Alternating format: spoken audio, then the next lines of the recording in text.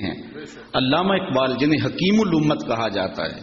حکیم الامت وہ ہوتا ہے جو امت کے مرض کی تشخیص بھی کرے پھر اس کی تدبیر بھی کرے.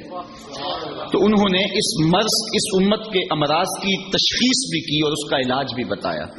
وہ اپنے ایک مکتوب میں لکھتے ہیں کہ نئی نسل کے سینے میں حضور کا پیار منتقل کرنے کے لیے آپ کو 3 کام کرنے ہوں گے. مختصر وقت میں یہ 3 باتیں آپ کے سامنے رکھنی ہے. اگر وقت 2 لمحے بچ گیا تو ایک بات اپنی جانب سے اور میری گفتگو اختتام کو پہنچ جائے گی. اور یہ چیزیں ہم صبح سے ہی اس کو اپنے عمل میں لا کر کے اپنی نسل کی تربیت کرنے میں لگ سکتے ہیں. تو اقبال کہتے ہیں کہ نئی نسل کے سینے میں حضور کا پیار منتقل کرنے کے لیے 3 کام کرنے ہوں گے. سب سے پہلا کام، ان کو کثرت کے ساتھ حضور پہ درود پڑھنا سکھاؤ. کیونکہ اس کا لازمی نتیجہ یہ ہے کہ حضور کے درود کے نتیجے میں دلوں میں حضور کا پیار پیدا ہوگا. درود طبیعتوں کو نکھارتا ہے.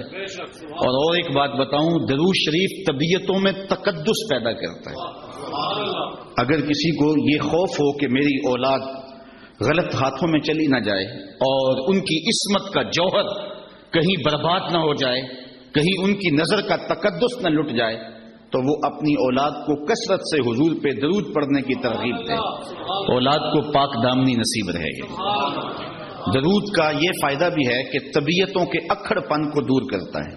اگر آپ کو یہ پریشانی ہو کہ اولاد اکھڑ مزاج ہے، بات مانتی نہیں ہے، طبیعت میں سختی ہے، تو ان کو بطور وظیفہ درود کی تسبیح دیں.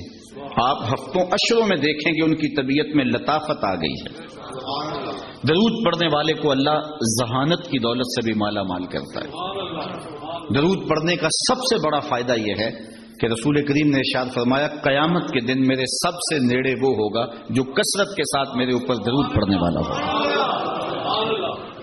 ایک اور بات بھی عرض کرنا چاہتا ہوں. آج 72-73 فرقے ایک بندے کو کھینچ رہے ہیں اور ہر بندے کے لبوں پر قرآن و حدیث کی بولی ہے. عام آدمی پریشان ہو جاتا ہے کہ جاؤں تو کدھر جاؤں.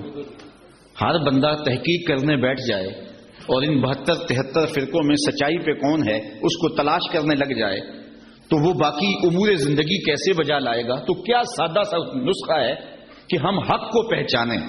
72-73 آدمی ایک بندے کو کھینچ رہے ہوں تو اس کا تو دماغ خراب ہو جاتا ہے.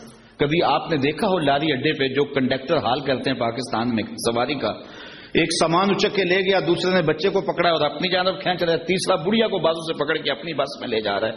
تو بعض عورتیں غصے میں آ جاتی ہیں، پائیا سا کتے بھی نہیں جانا.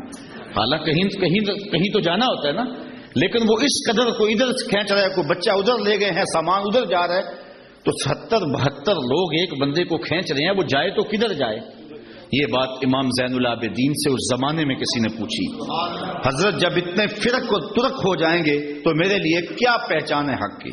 تو امام زین العابدین نے فرمایا جو اہل السنہ ہوں گے وہی اہل حق ہوں گے. تو سائل بڑا سیانا تھا، دور اندیش بھی تھا. اس نے کہا کہ بہت سارے لوگ اسی ٹائٹل کے ساتھ موجود ہوں تو اس میں پھر اصلی سنی کی پہچان کیا ہوگی. تو سنو امام زین العابدین نے کیا فرمایا. فرمانے لگے من علامات اہل السنہ کثرت الصلاۃ علی رسول اللہ. نشانی میں بتا دیتا ہوں، کثرت سے حضور پہ درود پڑھنے والے ہوں گے. اب کوئی خیر سے ہمیں درودیہ ہونے کا تانا دے، ہمارے لیے یہ تمغہ امتیاز ہے. میں کہتا ہوں ہم بارودیے نہیں، ہم درودیے ہیں. یہ ہمارے لیے اعزاز ہے، یہ ہمارے لیے افتخار ہے کہ ہم حضور پہ درود پڑھنے والے ہیں. تو کثرت سے درود پڑھو تو اس کا فائدہ یہ ہوگا کہ آپ کو حق ہاتھ میں آ جائے گا. اچھا ایک آخری بات درود کے حوالے سے اور بھی عرض کروں کہ درود پڑھنے والے کے لہجے میں مٹھاس پیدا ہو جاتی ہے. کسی نے اقبال سے یہ راز پوچھا کہ تیرے شعروں میں کھنڈ کہاں سے آئی. غالب اقبال سے بڑا شاعر اہل نقد مانتے ہیں، لیکن جو عزت اقبال کو ملی علیہ رحمہ کو وہ غالب کا مقدر نہیں ہو سکی. تو کسی نے یہ راز اقبال سے پوچھ لیا کہ تیرے شعروں میں یہ مٹھاس کہاں سے آ گئی. تو اس نے کہا کہ میں نے 1.25 کروڑ مرتبہ حضور پہ درود پڑھا تھا. یہ سارا شہد نام محمد کا ہے صلی اللہ علیہ وسلم. میں تنہا کمال سخن کو نہ پہنچا، میرے شعر ہیں اور تاثیر ان کی. تو اپنی اولاد کو کثرت سے حضور پہ درود پڑھنا سکھائیں گے تو اس کا لازمی نتیجہ یہ ہوگا کہ ان کے سینے میں حضور کا پیار پیدا ہوگا.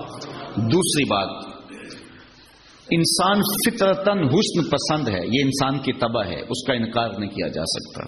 جہاں بھی حسن ہوگا انسان ادھر لڑک جائے گا، وہ کاکل داراز میں ہو، وہ لب و رخسار میں ہو، وہ قامت زیبا میں ہو، وہ نرگسی آنکھوں میں ہو، وہ معصوم بچے کی مسکراہٹ میں ہو، اور وہ بوڑھے کے بالوں کی سفیدی میں ہو، وہ دھنک کی شوخی میں ہو، وہ کوسے قضا کی رنگینی میں ہو، وہ پپیہے کی آواز میں ہو، وہ بلبل کے لہجے میں ہو، وہ کوئل کی دل فریب صدا میں ہو، وہ جہاں بھی ہوگی تتلی کے پروں میں ہو، قدرت کی سنائی کے رنگ ہو، جہاں بھی حسن ہوگا دل ادھر لڑک جائے گا۔ یہ انسانی فطرت ہے۔ تو اقبال کہتا ہے جب یہ طے شدہ ہے کہ انسان کا دل حسن کی جانب مائل ہوتا ہے تو پھر آؤ نہ اسے وہاں لے چلیں جہاں حسن بھی پانی بھرتا ہے اور عشق بھی غلامی کرتا ہے، اسے شہنشاہ خوباں کی چوکھٹ پہ لے چلیں۔ اس عنوان سے صرف ایک حدیث آپ کے سامنے عرض کر کے آگے عرض کروں گا۔ حضرت ابو طفیل صحابہ میں سب سے آخر میں انتقال کیا ہے۔ حج کا موسم تھا، لوگوں کا ہجوم تھا، یہ ایک اونچے ٹیلے پہ کھڑے ہو گئے اور لوگوں سے مخاطبہ کرتے ہوئے کہا، لوگوں اس وقت روئے زمین پہ میرے علاوہ کوئی نہیں جس نے حضور کو دیکھا ہے، آؤ مجھ سے حضور کی باتیں سنو۔ اللہ اکبر، اس بات پہ ناز ہے۔ ہمارے استاد تھے محمد علی حاشر صاحب، وہ بڑے فخر سے کہتے تھے میں مولانا ظفر علی خان کا مصاحب رہا ہوں۔ مولانا کا اخبار چھپتا تھا زمیندار، تو اس کی شاہ سرخیاں لکھتے تھے، تو بڑے ناز سے کہتے، کمال درجے کے کاتب تھے۔ میں اقبال کی صحبتوں میں بیٹھتا رہا ہوں، میں نے داغ دہلوی کو دیکھا ہے۔ یار جس نے داغ دہلوی کو دیکھا ہو، جس نے استاد ابراہیم ذوق کو دیکھا ہو، جو اقبال کی مجلس حاصل کر چکا ہو، جو مولانا ظفر علی کی قربت میں بیٹھتا رہا ہو، وہ تو ناز کرے، اور جس کی آنکھوں نے جمال محمد عربی دیکھا وہ اپنے مقدر پہ ناز کیوں نہ کرے؟ تو حضرت ابو طفیل نے کہا، لوگوں اس وقت روئے زمین پہ میرے علاوہ کوئی نہیں جس نے حضور کو دیکھا ہو، آؤ مجھ سے حضور کی باتیں سنو۔ لوگ جمع ہو گئے اور کہا، صف لنا رسول اللہ صلی اللہ علیہ وسلم، ہمیں حضور کا حلیہ بیان کرو، ہمیں بتاؤ حضور کیسے تھے۔ تو حضرت ابو طفیل نے 3 لفظوں میں حضور کا حلیہ بیان کیا۔ کان رسول اللہ صلی اللہ علیہ وسلم ابیض ملیحن مقصدا، ایک تو چٹے رنگ کے تھے، چٹا رنگ حضور چونے کی طرح سفید نہیں تھا بلکہ سفیدی میں سرخی کی آمیزش تھی، تو کہا ایک تو چٹا رنگ تھا، دوسری بات ملیحن، حضور کا حسن نمکین تھا۔ اعلی حضرت بولے، حسن پھیکے ہیں جب تک نہ مذکور ہو، ہے نمکین حسن والا ہمارا نبی۔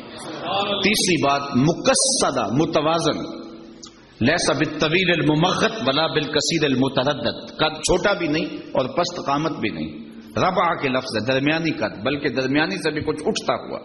قد حضور کا درمیانہ تھا، لیکن اذا جامع القوم غمرہم، 10,000 کا اجتماع بھی ہوتا، بڑے بڑے اونچے قد والے ہوتے، لیکن حضور ان میں کھڑے ہوتے، حضور کے کندھے لوگوں کے سروں سے اونچے دکھائی دیتے۔ یہ اللہ نے اپنے محبوب کو شان دی تھی۔ تو 3 لفظوں میں حضور کا حلیہ بیان کیا، یاد کیا جا سکتا ہے۔ کان رسول اللہ صلی اللہ علیہ وسلم ابیض ملیحن مقصدا، اور اگر عربی یاد نہیں ہوتی تو گولڑے کے تاجدار نے کام سوکھا کر دیا۔ مکھ چند بدر شاہ شانی، متھے چمک دی لاٹ نورانی، کالی زلف تے اکھ مخمور رکھی ہیں نمد بھریاں۔ تو حضور کا حلیہ بیان کرو گے تو نئی نسل کے سینے میں حضور کا پیار پیدا ہوگا۔ تیسری بات اقبال نے یہ بیان کی، وہ کہتے ہیں کہ جس طرح میرے حضور کی صورت جیسی صورت کسی کی نہیں، میرے حضور کی سیرت جیسی سیرت بھی کسی کی نہیں۔ تو جب حضور کی سیرت اپنی نسل کے سامنے رکھو گے تو ان کے سینے میں حضور کا پیار پیدا ہوگا۔ نجی زندگی، کسی زمانے میں ایک غیر مسلم نے اسلام قبول کیا تو اسے پوچھا گیا کہ اسلام کی کس قدر نے تجھے متاثر کیا ہے، تو وہ بولا سیرت کا صرف ایک واقعہ میری ہدایت کا سبب بن گیا۔ کیا واقعہ؟ کہا مجلس حضور کی لگی تھی، ہجوم عاشقاں تھا، تو ایک شخص نے عرض کی حضور میرا بیٹا کئی دنوں سے گم ہے، مل نہیں رہا، آپ دعا کیجئے میرا بیٹا مل جائے۔ قبل اس سے کہ حضور کے ہاتھ اٹھتے مجلس میں موجود ایک شخص کھڑا ہو گیا، حضور میں اس کے بیٹے کو جانتا ہوں اور ابھی ابھی فلاں باغ کے قریب سے گزر کے آیا ہوں، وہاں بچوں کے ساتھ میں نے اس کے بیٹے کو کھیلتے ہوئے دیکھا ہے۔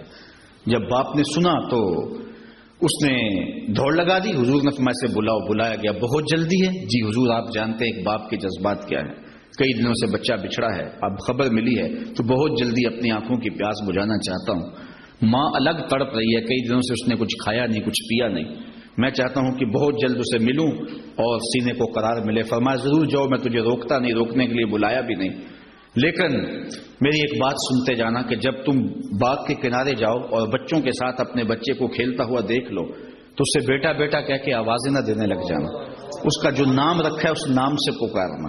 عرض کی حضور میرا بیٹا ہے، اگر بیٹا کہہ کے پکاروں تو اس میں حرج بھی کیا ہے؟ فرمایا تم کئی دنوں سے بچھڑے ہو، تمہارے لہجے میں بلا کا رس ہوگا، اور تم نہیں جانتے، ہو سکتا ہے کھیلنے والوں میں کوئی یتیم بھی کھیل رہا ہو، اور جب تم اپنے بیٹے کو بیٹا کہہ کے پکارو گے تو یتیم کا دل چھریاں اس پہ چلے گی، آج میرا باپ ہوتا تو مجھے بھی بیٹا کہہ کے پکارتا۔ کہا یہ شوق گھر جا کے پورا کر لے۔